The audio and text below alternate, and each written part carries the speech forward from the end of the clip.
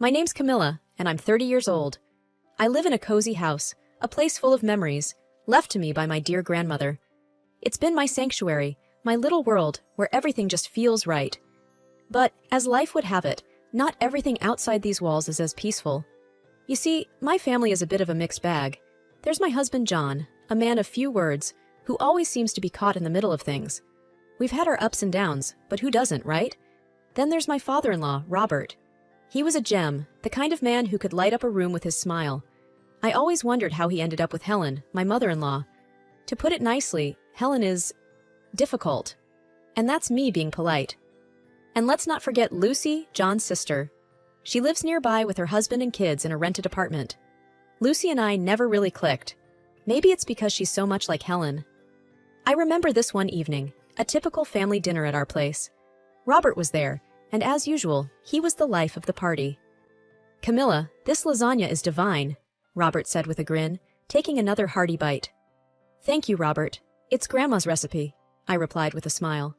Helen, on the other hand, barely touched her food. She just pushed it around her plate, looking like she'd rather be anywhere else. "It's a bit too salty, don't you think?" she said, her voice sharp. John shot me an apologetic glance across the table. I just shrugged it off. "That's Helen for you, always a critic." Lucy chimed in. "Mom, it's fine. Not everyone has your taste buds." The conversation moved on, but the tension lingered, as it always did when Helen was around. After dinner, Robert pulled me aside. "Camilla, I just want to say I really appreciate how you handle Helen. You have the patience of a saint." I laughed. "Well, I try, Robert, but it's not easy." He patted my shoulder. "You're doing great, dear. Just hang in there." If only I knew then how much more hanging in there I'd have to do. That's the thing about life in our little family. You never know what's coming next, especially with Helen and Lucy in the mix. But back then, it was just the usual. A little bit of discomfort, a lot of biting my tongue and trying to keep the peace. Little did I know, the storm was just around the corner. Life has a way of throwing curveballs when you least expect it. And one of those came crashing into our lives one cold, dreary morning. Robert, the one person who brought some light into our often tense family gatherings, passed away. It was sudden, a heart attack, they said. He was the glue that held us all together, and without him, things started to unravel quickly. The day after we got the news, I found myself in our kitchen, a steaming cup of coffee in hand, lost in thought. John walked in, looking like he hadn't slept a wink. "He was the best dad anyone could ask for," John said, his voice heavy with sadness. I reached out, placing my hand over his. "I know, honey. He was wonderful. We're going to miss him so much." John nodded, wiping away a tear. "Mom's taking it hard. She's a mess." That wasn't hard to imagine. Helen without Robert was like a ship without a rudder, lost and directionless. And true to form, she became more difficult than ever. Every phone call with her was like walking on eggshells. A week later, we were at Helen's house. Lucy was there too, her eyes red from crying. The air was thick with grief and unspoken tension. "We need to talk about what's next for Mom," Lucy said, breaking the uneasy silence. John sighed. "Yeah, we do. She can't be alone in that big house. She needs someone around, just in case." Helen's gaze shifted to me, her eyes narrowing. "I don't want strangers in my house. What about Camilla? She's home most of the time." I felt my heart sink. This was not what I had signed up for. "Helen, maybe you could stay with Lucy. She's got more space, and the kids would love to have you around." But Helen shook her head, her lips a thin line. "Lucy's place is always so noisy, and I can't stay in this house filled with memories of Robert." The conversation went around in circles, with no one willing to back down. Lucy seemed relieved at the thought of not having her mother move in with her. John looked torn between his mother and me, not sure which side to take. We left Helen's house that day with no resolution in sight. I could feel the storm clouds gathering, a sense of dread settling over me. How were we going to navigate this? How was I going to deal with Helen under my own roof, in the house that was once my sanctuary? As we drove home, John reached for my hand. "We'll figure this out, Camilla. Together. We will defend our independence." I wanted to believe him. I really did. But deep down, I knew things were about to get a whole lot more complicated. The air was tense when we all gathered again at Helen's house. The living room felt smaller than usual, crowded with unspoken thoughts and emotions. Lucy was there, fidgeting nervously, while her husband Mark tried to look anywhere but at Helen. John and I sat on the edge of our seats, bracing for whatever was coming. "So, have we decided what to do about Mom?" Lucy finally broke the silence. Helen, who had been staring out the window, turned sharply. "I've made up my mind," she declared. "I'm giving this house to you, Lucy, and I'm moving in with Camilla and John." My jaw dropped. "What? Helen, we didn't discuss this." Lucy's face lit up, a stark contrast to the shock on mine. "Really, Mom? That would be great." John looked at me and tried to intervene. "Mom, we need to talk about this. It's not that simple." Helen's eyes narrowed. "What's there to talk about? Camilla has plenty of space, and she works from home. It's settled." I couldn't believe what I was hearing. "Helen, this is a big decision. And what about Lucy? She has more room, and the kids—" Helen cut me off. "Lucy's house is always in chaos with those children. I need peace and quiet." John gave me a helpless look, clearly torn. "Camilla, maybe we can make it work. For a while, at least." So Helen hasn't changed her mind since our last meeting. I felt my frustration mounting. "John, we can't just rearrange our lives because Helen decides so. What about our privacy? Our life?" Lucy chimed in, her voice a little too eager and triumphantly. "Camilla, think about it. Mom needs us now. You wouldn't want her to be alone, would you?" I felt like I was being cornered, my own home slipping away from me. "It's not about that, Lucy. It's about making a decision that affects all of us. We need to think this through." But it was clear that Helen had made up her mind, and Lucy was all too happy to support her decision. John turned out to be too soft, not independent, to make a decision in our favor. As we left Helen's house that day, the weight of the situation settled heavily on my shoulders. I was about to lose the one place where I had always felt safe and at peace, my sanctuary, and there was nothing I could do about it. The days following that dreaded meeting were some of the longest in my life. I tried to argue with John, to make him see reason, but it was like talking to a brick wall. "Camilla, she's my mother. What do you want me to do? Turn her away?" It wasn't that I wanted to turn Helen away. I just wanted a say in what happened in my own home. But it seemed like my say didn't count for much. Before I knew it, the day came when Helen moved in. She arrived with more luggage than I thought possible for one person. My once serene living room was now cluttered with her things. "I hope you don't mind, Camilla. I need all my things around me," Helen said, directing the movers here and there. I forced a smile, hiding my frustration. "Of course, Helen. Make yourself at home." As the days turned into weeks, my patience wore thin. Helen had a way of making her presence felt in every corner of the house. She criticized my cooking, my cleaning, even the way I arranged the living room furniture. One evening, as I was trying to make dinner, Helen came into the kitchen. "You're cutting the carrots all wrong. Here, let me show you how it's done." I bit my tongue, handing her the knife. "Sure, Helen, show me." John walked in just then, and I could see he was trying to gauge the situation. "Everything okay here?" "Just teaching Camilla a thing or two about cooking," Helen said, a hint of smugness in her voice. I kept quiet, focusing on the onions I was chopping. John lingered for a moment, an awkward spectator, before mumbling something about checking the mail and leaving the kitchen. It wasn't just the constant criticism that got to me. It was the way Helen managed to turn John against me. Every time I tried to talk to him about how I felt, he accused me of being insensitive. "Camilla, she's going through a tough time. Can't you just cut her some slack?" John would say. I felt like I was losing not just my home, but my husband too. Then came the day when Helen decided she didn't like the color of the living room walls. "They're too dull. We need something brighter." I found myself reluctantly agreeing to repaint the room, just to keep the peace. As I watched the painters covering my once favorite shade of blue with a garish yellow that Helen had picked, I realized how much of my life I was giving up. My home didn't feel like mine anymore, and I wasn't sure how much more of this I could take.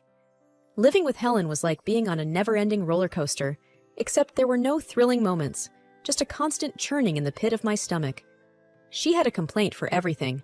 The food wasn't to her taste, the house wasn't clean enough, and the TV was never on the channel she liked. One evening, as I was trying to finish up some work on my laptop, Helen barged into the room, the TV remote in her hand. "Camilla, this TV is driving me nuts. I can't find my show." I sighed, closing my laptop. Let me help you, Helen. As I flipped through the channels, trying to find her show, Helen muttered under her breath about how everything was better at her house. John walked in at that moment, and I looked up at him, hoping for some support. John, can you please help your mother with the TV? I'm trying to finish my work. John frowned, looking from me to Helen.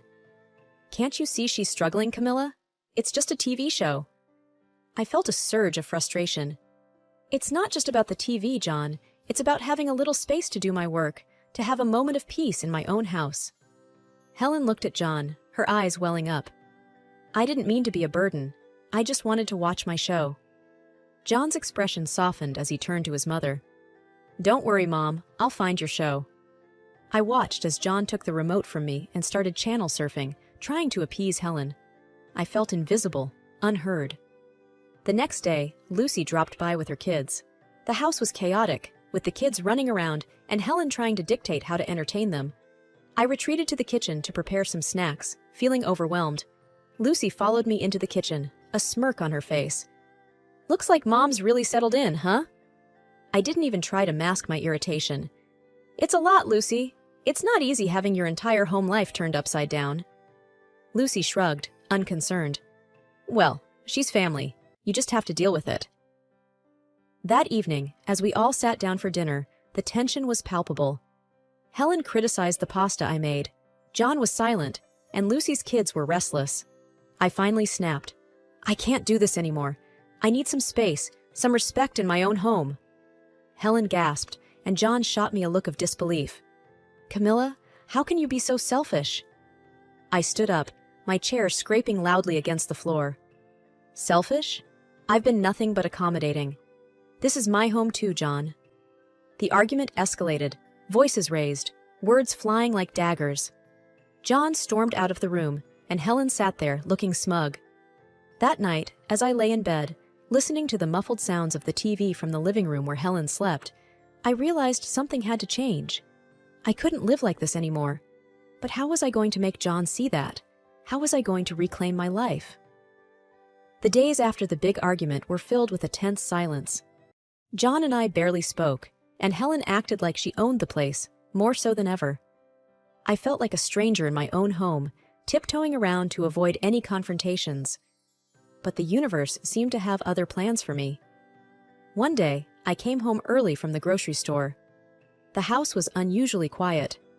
As I was putting away the groceries, I heard hushed voices coming from the living room. Curiosity got the better of me, and I tiptoed closer. It was Helen and Lucy, deep in conversation. I couldn't believe my ears when I heard what they were saying. And now I don't have to deal with yours noisy kids all day, Helen was saying with a chuckle. Moving in with Camilla and John was the best decision. Camilla does everything around the house, and I have all the peace I want. Lucy's voice was equally gleeful. And I get Dad's house without paying a dime. It worked out perfectly for us. My hands were shaking, and I felt a surge of anger like never before. They had been playing us all along. This wasn't about family or taking care of each other. It was a cold, calculated move.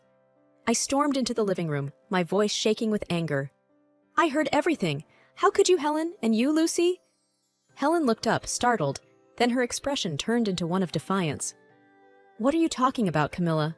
We were just chatting. Lucy tried to play innocent. Yeah, Camilla, you must have misunderstood. But I was done being the understanding, accommodating daughter-in-law. No, I heard you both. You've been using us, manipulating the situation for your benefit. Helen's face hardened. You have no right to speak to me like that. I am your elder, and you should respect me. John walked in at that moment, confused. What's going on here? I turned to him, my eyes welling up with tears of frustration. John, they've been using us. Your mother and sister planned all this just so they could get what they wanted.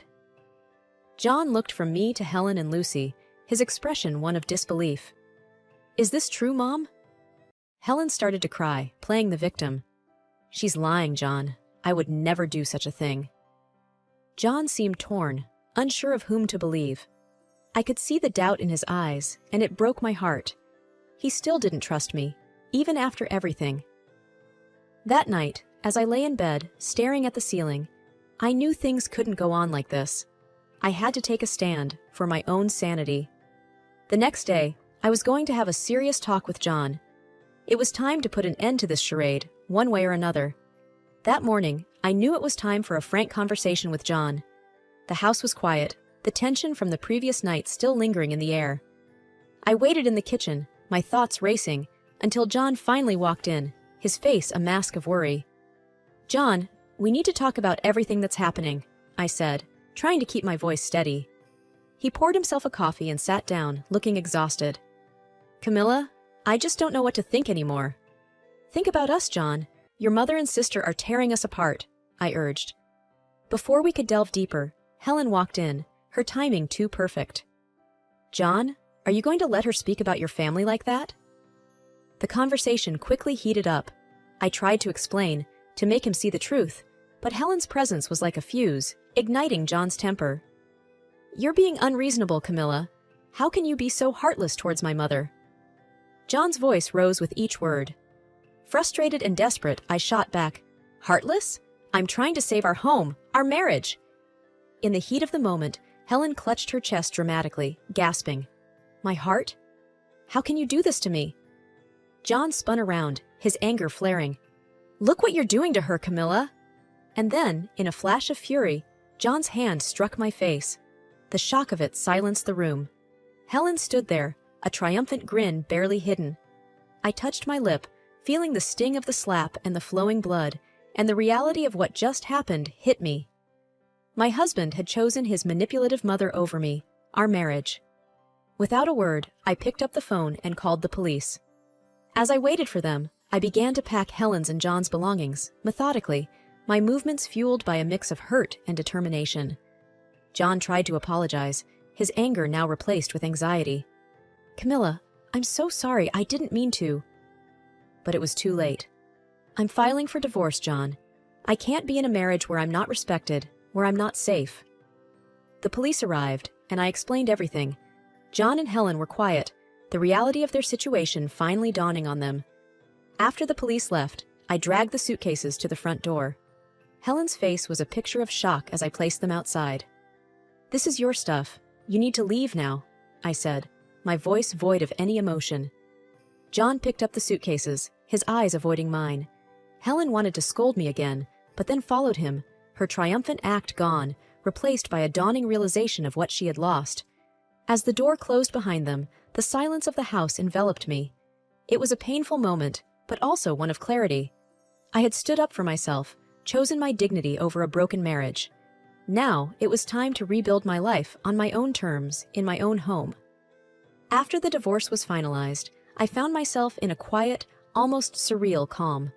My house, once a battleground of tension and conflict, was now solely mine again. I spent the first few days just walking through the rooms, taking in the emptiness, the peace that had returned. It felt like waking up from a long, troubled dream. I started by returning the house to its former appearance, undoing the changes Helen had imposed. Each shift, each movement, felt like a step towards reclaiming my life.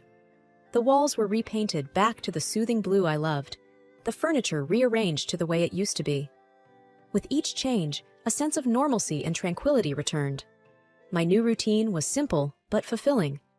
Mornings were spent in the garden, tending to the flowers that had been neglected, and evenings were for reading books in the quiet of my living room. The house, with all its memories, began to feel like a home again. One afternoon, while pruning the roses, my neighbor, Mrs. Jenkins, called out from over the fence. "Camilla, dear, I heard about your divorce. I'm so sorry." I smiled at her, wiping the sweat from my brow. "Thank you, Mrs. Jenkins. It's been tough, but I'm getting there." She leaned in closer, a conspiratorial glint in her eye. "You know, I hear things haven't been so peaceful at Helen's place either. The whole neighborhood knows about their squabbles. The police have been called there a few times already." I wasn't surprised. Helen, John, Lucy, her husband, and their kids all under one roof was a recipe for constant chaos. I can imagine. Too many conflicting personalities in one space. Mrs. Jenkins shook her head. "You're better off without that drama, dear. You always were too good for them." I laughed, the sound light and free. "I'm starting to realize that now." Days turned into weeks, and I began to rediscover parts of myself that I had lost in the turmoil of my marriage. I started painting again, something I hadn't done since college. The strokes of the brush on the canvas were like whispers of a newfound freedom. Occasionally, I'd hear snippets of the ongoing drama at Helen's house. It was a stark reminder of the bullet I had dodged. Their house, once a symbol of familial unity, had become a pressure cooker of arguments and disagreements.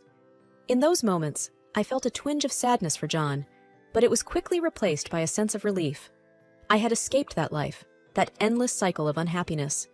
I was free to live on my terms, to find happiness in the little things, my garden, my art, my peaceful home.